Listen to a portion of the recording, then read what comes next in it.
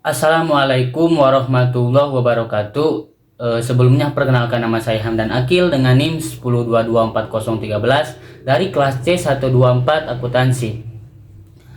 Di sini saya akan menjelaskan atau memaparkan sedikit materi mengenai liabilitas jangka panjang untuk memenuhi salah satu tugas evaluasi akhir semester genap dari mata kuliah akuntansi keuangan menengah.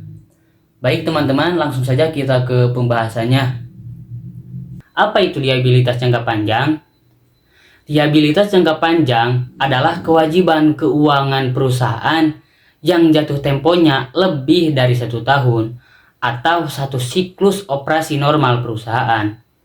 Biasanya digunakan untuk membiayai aset jangka panjang seperti properti, pabrik, dan peralatan, atau untuk ekspansi bisnis yang signifikan. Yang selanjutnya ada karakteristik utama liabilitas jangka panjang. Yang pertama, karakteristik utama liabilitas jangka panjang, jatuh tempo lebih dari 1 tahun. Ini adalah ciri paling fundamental. Jika kewajiban akan dilunasi dalam waktu 1 tahun atau kurang, maka itu diklasifikasikan sebagai liabilitas jangka pendek. Yang kedua, karakteristik utama liabilitas jangka panjang, yaitu sumber pembiayaan jangka panjang. Biasanya digunakan untuk membiayai pembelian aset tetap, ekspansi bisnis, akuisisi atau proyek-proyek yang membutuhkan investasi besar dan pengembalian jangka panjang. Yang ketiga, karakteristik utama liabilitas jangka panjang yaitu bunga. Sebagian besar liabilitas jangka panjang seperti utang obligasi dan pinjaman bank melibatkan pembayaran bunga secara berkala kepada pemberi pinjaman atau investor. Yang keempat, karakteristik utama liabilitas jangka panjang yaitu dampak pada struktur modal. Liabilitas jangka panjang adalah komponen penting dari struktur modal perusahaan bersama dengan ekuitas. Berbeda dengan liabilitas jangka pendek yang harus dilunasi dalam waktu singkat, misal utang dagang. Liabilitas jangka panjang memberikan fleksibilitas lebih bagi perusahaan dalam hal pelunasan. Contoh, perusahaan menerbitkan obligasi untuk membiayai pembangunan pabrik baru.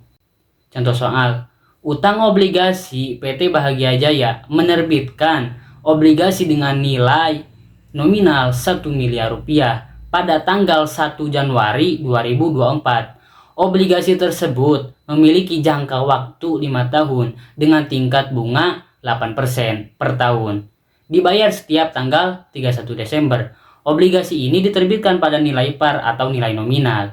Ini berarti, yang pertama, nilai nominal obligasi sebesar 1 miliar rupiah. Yang kedua, jangka waktu 5 tahun, jatuh tempo 31 Desember 2028. Yang perlu kita ketahui, yang nomor ketiga, bunga tahunan sebesar 80 juta rupiah atau 8% dari 1 miliar rupiah. Yang keempat, pembayaran bunga setiap 31 Desember. Yang kelima, penerbitan pada nilai par, tidak ada diskon atau premium sehingga kas yang diterima sama dengan nilai nominal obligasi.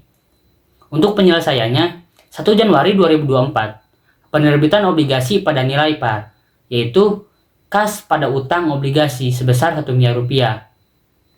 Yang kedua, jurnal yang kedua, 31 Desember 2024 dan setiap tahun berikutnya hingga jatuh tempo.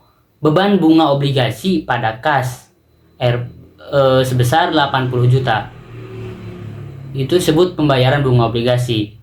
Yang selanjutnya, jurnal yang selanjutnya pada 31 Desember 2028, utang obligasi pada kas sebesar 1 miliar rupiah. Itu disebut dengan pelunasan utang obligasi. Sekian dari saya penjelasan mengenai liabilitas jangka panjang.